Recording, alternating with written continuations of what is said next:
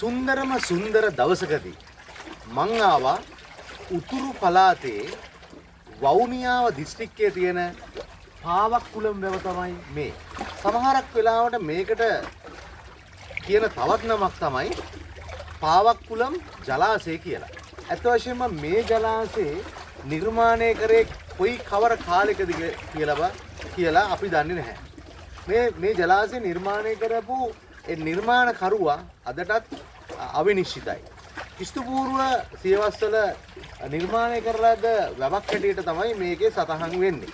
විශේෂම අක්කර අඩි 27000 ජලධාරිතාවක් තියෙන උතුරු පළාතේ සංස්කෘතික වූ භූමි භාගයක් අස්වැද්දන මහෝපකාරී වෙන ජලාශයක් හැටියට තමයි මේක විශේෂයෙන්ම අපේ ඉතිහාස පොතට යන්නේ. ඉතින් වවුනියාව දිස්ත්‍රික්කයේ තියෙන විශාලතම ජලාශය තමයි මේ පාවක්කුලම් වැව.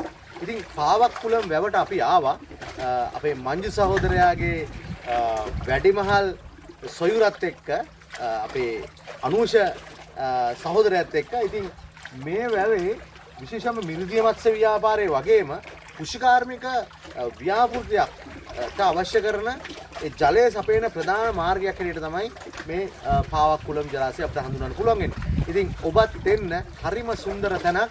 අපි මේකේ සොරවුවට දැන් යනවා. සොරවුවට ගිහිලා ඉදිරි විස්තර අපි කියන්නම්.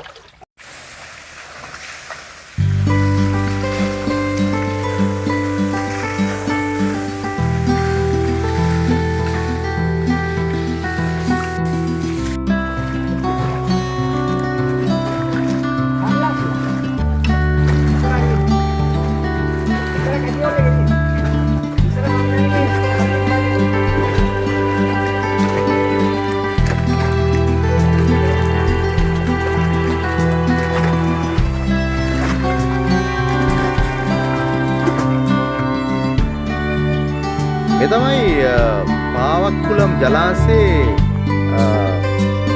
සොරවුව. අතිම සුන්දර තැනක්. අපි ගිහිල්ලා බලමු ඉස්සරහට.